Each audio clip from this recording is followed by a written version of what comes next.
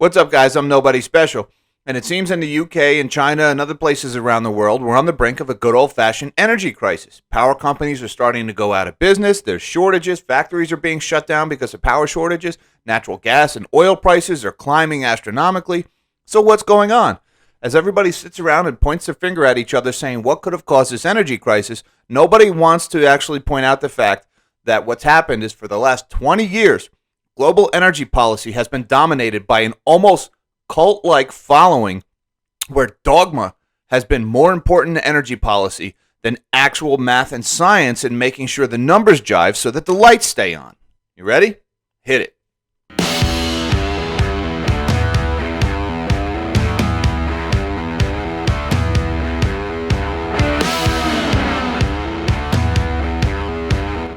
Thank you for joining me. I'm Jack Gamble, and I'm Nobody Special. And as we speak, natural gas prices are on the rise big time as the world sits on the brink of an energy crisis. And it's looking like it's going to be a very expensive winter, both here in the U.S., over in the U.K., and China, basically everywhere in the world. So what's going on? What has caused this energy crisis? Well, for about 20 years, global energy policy has basically amounted to wind and solar and nothing else. All right. Anybody who has talked about energy policy, any politician, any global leader, if they don't say wind and solar, hard stop, they're out. Well, the problem is wind and solar, how do I put this? They don't work. They just don't work. Now, that's not to say they never work. All right. Sometimes they work. The problem is most of the time they don't work, which makes them very expensive paperweights that make us feel good about ourselves, but don't do jack when it comes to keeping the lights on and keeping our homes heated. And when we need that power, when wind and solar isn't there for us, there's one source of energy that has risen to fill that gap, and that is natural gas.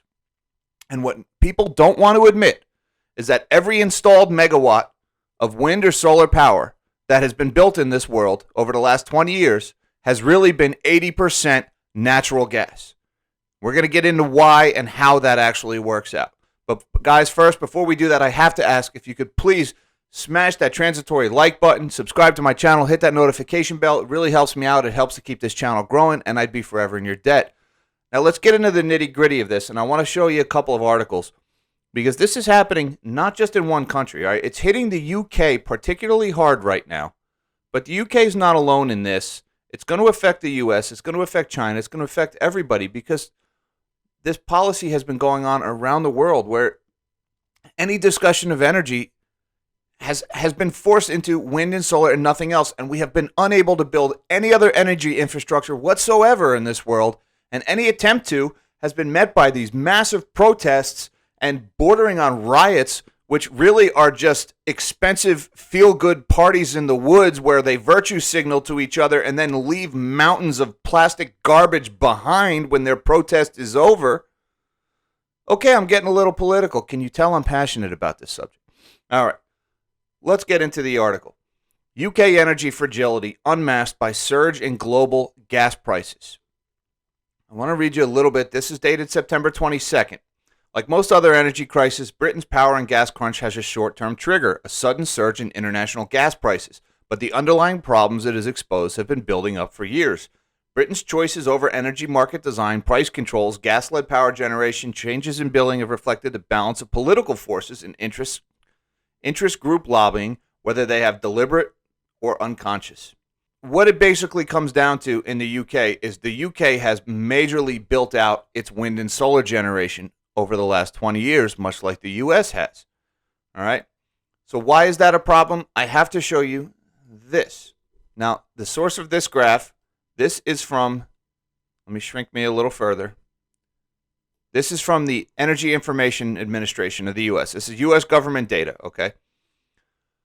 What this graph is showing is capacity factor. And to understand the fundamental flaw of wind and solar power, you have to understand capacity factor, okay?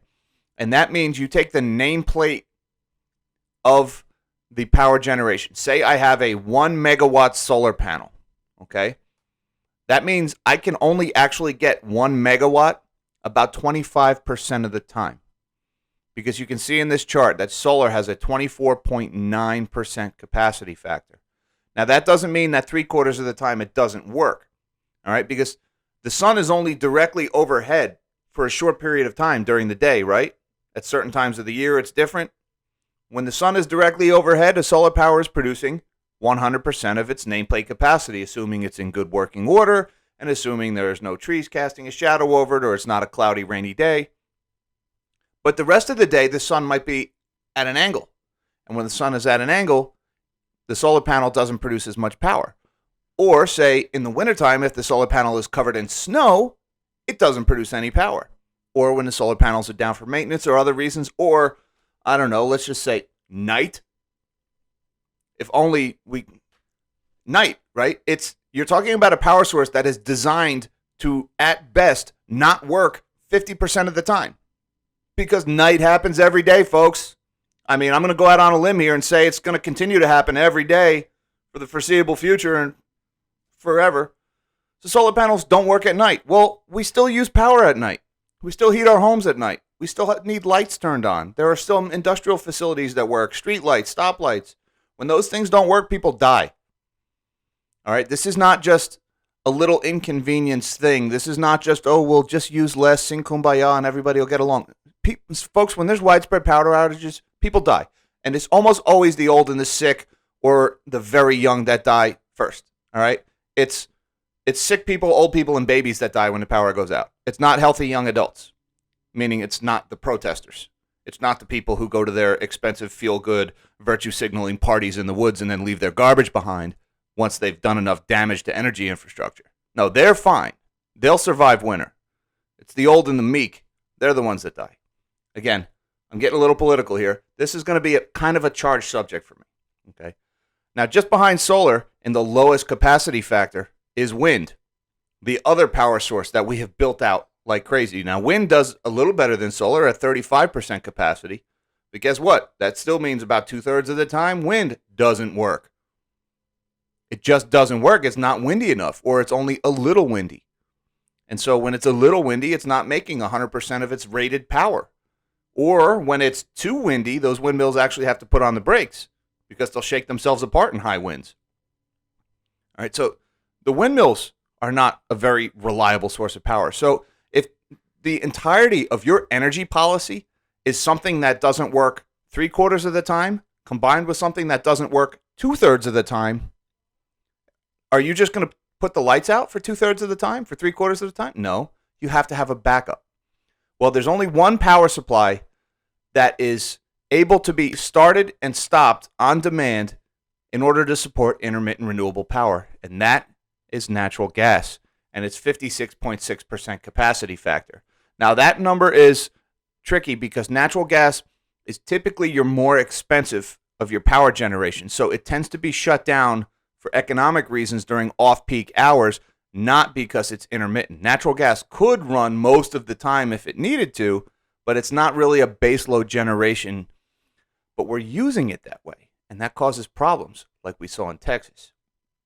Now, the other thing I want to point out here, coal and nuclear, the coal capacity factor, that reflects the aging of our coal plants. We haven't built a coal plant in the United States in decades. We're not going to start now. But you'll notice at the very top there, close to home, nuclear power with a 92.5% capacity factor. That means nuclear power is running at 100% power 92.5% of the time. It is by far the most reliable power source that there is. Nothing even comes close. Unfortunately, here in the U.S. at least, we've been shutting down nuclear plants for the last 10 years while we've been trying to replace them with wind and solar and natural gas. And we've been patting ourselves on the back saying we're reducing our carbon emissions, we're doing things good for the environment. Well, 80% of the time, that wind and solar is natural gas generation. So how are those carbon emissions looking now? Now, I'm going to expand me here for a minute. If you follow my channel, chances are you also subscribe to Chris Marcus over at Acadia Economics, especially a lot of you folks who followed me over here from Wall Street Silver. And Chris did a very good job at documenting the power outage in Texas over this winter, which was a brutal power outage that caused a lot of damage, billions of dollars in losses. All right. Now, the problem in Texas is one of the energy hubs of the world, right? You've got all the oil facilities in there. You've got all the natural gas pipe. How could Texas run out of power? Well, Texas's power grid for decades has really consisted of a single policy: windmills. They've shut down coal generation and they've replaced it with windmills. Well, in ice cold days, those windmills don't work. You see, they have bearings in them, and those bearings need grease and lubricants. And what happens to grease and lubricants in sub-zero temperatures? They get really thick and they don't lubricate so well. And so those windmills grind to a halt. They literally freeze solid. They don't work in the cold. All right, so now your energy policy consists of windmills. Let's turn on the natural gas backups. Not to worry, we've also built natural gas plants. Hold on. Because what do natural gas plants need to work? Natural gas plants need natural gas. And how do you get natural gas? It flows through pipelines. Well, in the winter months, especially when it's peak bitter cold, the natural gas flow through the pipelines is prioritized for home heatings. You can only squeeze so much gas through a pipe this big. And at some point, all the natural gas in the world is useless to you if you don't have the pipeline capacity to get it to where you need it, i.e. to heat homes and to power your power plants. And if we have to choose between the two, we choose heating homes. That means those natural gas plants tend to not work at the same time those windmills tend to not work. So what happens when your windmills freeze solid and your natural gas turbines can't get enough natural gas to them to run? Well, none of it works. Guess what? Your power grid goes down. And that's what happened in Texas. And there were some real serious consequences to what happened in Texas. That cost this country billions of dollars. People did die. People's homes had pipes burst. There was damage all over the place. Not to mention, life was just miserable for people for weeks. If you think I'm kidding, go watch Chris Marcus's videos from back then. He was upset. Chris is a pretty passionate guy as it is. Chris, if you're watching, love your channel. But that was a very big deal. And folks, that's going to get worse. I mean, that was in Texas because Texas is not particularly well suited to the cold because it doesn't usually get that cold in Texas in the wintertime. It's pretty far south. But that is a preview of what's to come in the entire U.S. power grid. Because I want to show you this chart. We are going to shrink my big fat melon of a head. And where is it? This chart. Showing U.S. electricity production over time.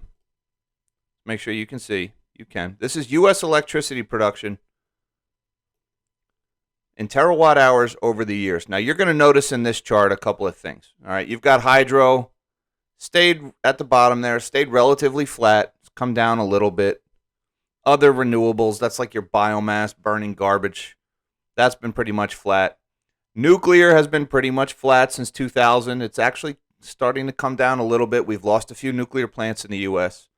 Wind and solar, all right, after 20 years of all that posturing, of all the political speeches and all the rallies and all the ridiculous Greenpeace publicity stunts and everything, and look what we've gotten for all of our time, effort, and money. Look at the paltry amount of wind and solar that have been developed in this country over 20 years. Meanwhile, coal has just taken a nosedive, all right, which coal has plenty of reasons. Whether carbon emissions is a big deal or not, coal does have emissions of things like arsenic, lead, mercury, right? There's real public health concerns surrounding coal generation. So it's not necessarily a terrible thing that coal plants have shut down, but that power has to be made up from something. And if you look at the reduction in U.S. coal capacity, it has not been made up for by wind and solar. What it has been made up for almost exclusively is right above it, fossil gas. Natural gas has expanded more than anything in the U.S. in the last 20 years. All this talk about wind and solar and all the money we've sunk into windmills and solar panels and all this patting ourselves on the back and saying we're so green and eco-friendly and all this infrastructure rollout, it's all been natural gas, folks. It's all been fossil fuels. The only reason U.S. carbon emissions have gone down is because the natural gas emits less carbon than the coal it replaced. It's not because the wind and solar has really offset anything. It's the natural gas's offset. Natural gas emits less carbon and greenhouse gas emissions than coal does. All right, that's an environmental benefit. It also emits a lot less of the arsenic and lead and everything else, and the mercury. If you think I'm kidding, check out tuna from the Pacific. I mean, it's loaded with iodine and mercury. That all comes from coal pollution in China. But I digress. But the point of this graph, folks, is it's all been natural gas. All of the speeching and the virtue signaling and everything and all the commercials. My God, the commercials. Try to watch an hour of TV without a wind and solar commercial paid for by some organization, and I promise you're going to see in the fine print at the bottom, it's going to say some natural gas company is funding this ad. And you know why. Because look at how natural gas has expanded in the U.S. So I want to take you through a couple more of these. And this article is kind of getting to the point. Rapid energy transition putting U.S. power grid at risk. And this article talks about how in recent years we've lost a lot of our base load generation, which base load generation is typically your coal and your nuclear. That's your high capacity factor, the stuff that works most of the time. We've replaced base load generation with intermittent renewables and natural gas. So just want to read you a little bit off of this. Americans have seen some troubling incidents throughout the U.S. power grid in recent years. Last February, Texas suffered dangerous power outages during a lengthy polar vortex. And summer heat waves have pushed California into rolling blackouts and other emergency measures. This is what happens when extreme weather drives electricity demand beyond available power supplies. Typically, these breaking points come in the peak moments of summer and winter. That's important, summer and winter, when we need the grid most for cooling and for heating. And again, who suffers when cooling and heating go out? It's the sick and the elderly and babies. It's not healthy 20-year-old college protesters, people who dictate energy policy to the rest of us for some reason. But could similar power crunches start to emerge during the relatively mild conditions of spring and fall? It used to be that the spring and fall seasons provided a respite for utilities.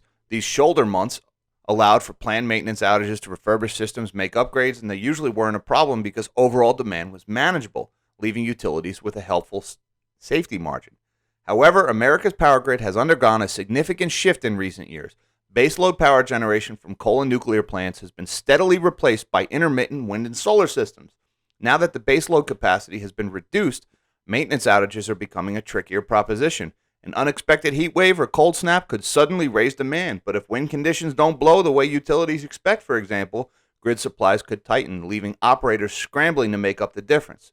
If this were to happen during a maintenance outage, utilities would be forced to shed load and initiate rolling blackouts. Now, moving over to the UK, we're starting to see some similar problems going on over there. Europe's ambitious net zero pledges hit home with eye-watering energy bills.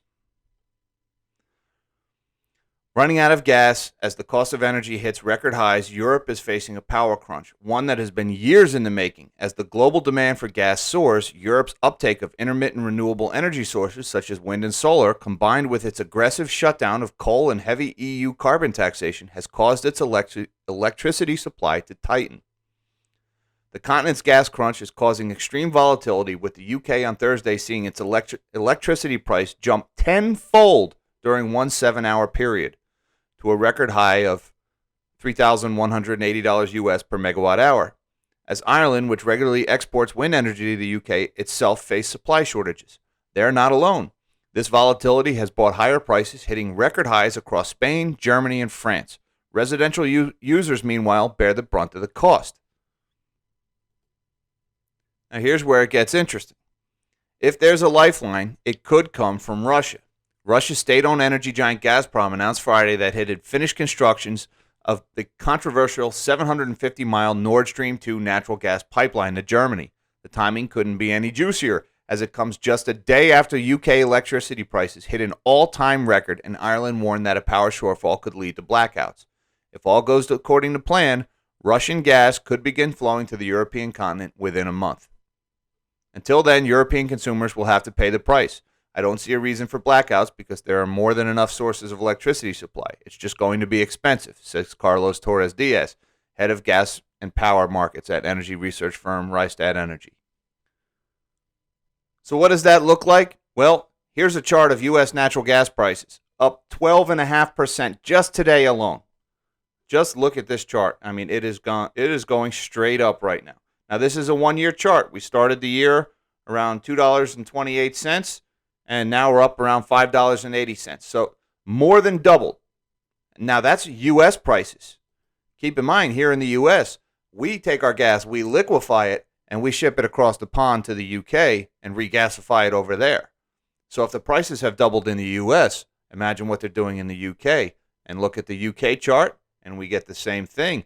Again, this is about a one-year chart. Started the year around 56 British pounds, now at 193, nearly quadrupled over in the UK.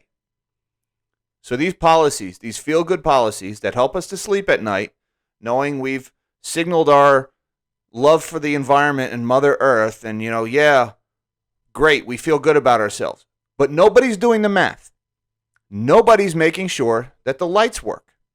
Folks, we need the lights to work. Folks, there's 7 billion of us in the world right now, and we need power to sustain a population that big. This will affect food production, fertilizer production, agriculture output, everything, not just industrial output. This doesn't just mean we might be reading a paperback book with a flashlight. All right, this has real-world implications for food, for hospitals, for life. All right, this has real-world consequences. Now, unfortunately, for the foreseeable future, we're probably looking at our leaders are not going to recognize that, hey, at some point someone needs to start doing the arithmetic and make sure that the supply of electricity meets the demand for electricity so that people don't die in their sleep because they froze to death. But as long as we're going to sit here with this wind and solar, yay, everything else, boo mentality, might as well invest the trend. So this is where I have to say, folks, I'm not a financial advisor. Do your own research, your own DD, arrive at a decision that's right for you based on your unique situation. But I've mentioned in some videos in the past that I own Cheniere Energy, ticker symbol LNG. Now, again, I did not see this energy crunch coming. This was not like this Nostradamus moment for me. I've been in this stock for years. I think I first bought it in like 2015. Okay, so I've been in this one for a long time. Hasn't been my best performer, but this year it's doing pretty good. Cheniere Energy owns the Sabine Pass and Corpus Christi liquefaction facilities, and that's where we take U.S. natural gas, we cool it, we chill it down into LNG, load it on the boats, LNG, liquefied natural gas. We load it on the boats, ship it across the pond where they regasify it and sell it into their system. And what it is it's a way to harvest the price difference between natural gas prices in Europe or Asia and natural gas prices here in the U.S. where they're much lower. So an increase in U.S. gas prices isn't necessarily good for Cheniere, but if the increase overseas is more, which it has been big time, then it is good for Cheniere. And right now we're seeing that in the stock price, up 1.5% today. Cheniere has had a monster run this year, and if we get anything resembling a cold winter this year with the situation going on in the UK and China, then this thing is going to run because this is a cash flow machine. They are shipping out, I believe it's 40 to 45 tankers loaded with LNG every month from these two facilities. And, I guess I should mention Cheniere also operates pipelines and other facilities, but for the most part, they are a liquefied natural gas exporter. All right, they've only recently started paying a dividend. So this is how, again, I didn't buy this because of this trend, but I'm holding it. I'm in a position where I've been raising cash for the last couple of weeks because of what I saw going on in China in the real estate market. But this is one position that I'm leaving alone. I'm not selling this one. I'm going to hold this one long term. Let's make this a little bigger. I apologize. I got a little philosophical. I got a little political, a little more heated than I usually get. My bad if I ruffled anybody's feathers. But look, energy policy is long overdue that we put the adults in charge of energy policy. And not just here in the U.S., in the UK, in Europe, everywhere in the world, all right? At some point, we need to stop congratulating ourselves on caring so much about the environment, and we need to start pretending that mathematics matters, that the numbers need to line up, and that if they don't, there's real problems, all right? The wind and solar people love to congratulate themselves about the science and talk about how they follow the science so much. Well, do a little science and do a little research into what it takes to support a modern economy and to support the whole world that is full of 7 billion people who need to be fed and kept warm and kept cool and just need the lights on in their houses. Follow the science of what that requires. And your windmills and your solar panels, they'll help us save fuel. I'm not saying they're terrible outright, but they're never going to do more than save fuel. They're not going to replace fuel. They can't do it. The sun goes down, the wind stops blowing. These are very simple things that anybody with a quarter of a brain can understand. And yet we refuse to acknowledge the inherent limitations of these power sources. And until the adults are put back in charge, this problem is going to get worse. Okay, that's enough for me. That is as political as I ever get on this channel, folks. I promise you. That's all I got for you today. I want to thank you for your time. Thank you for putting up with my rant. Thank you for listening. If you didn't like this video, if I upset you, feel free to hit that dislike button twice. Wink, wink. If you didn't, feel free to smash that like button. It really helps me out. Subscribe to my channel. Hit that notification bell. I would be forever in your debt. In the meantime, folks, live small and dream big.